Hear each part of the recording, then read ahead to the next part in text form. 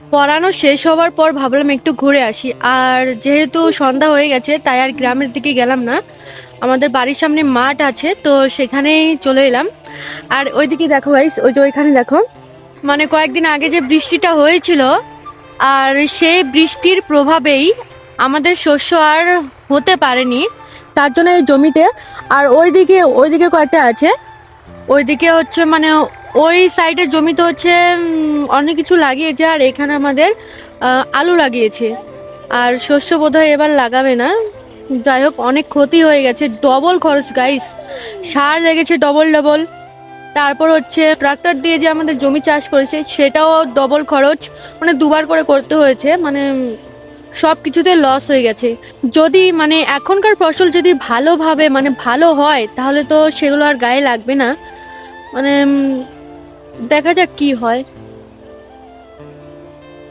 আশা করছি এইবারে ফসলটা ভালো হবে। তো এখন দেখা যাক, সবই ভগবানের ইচ্ছা। তো এইটুকু গাইস।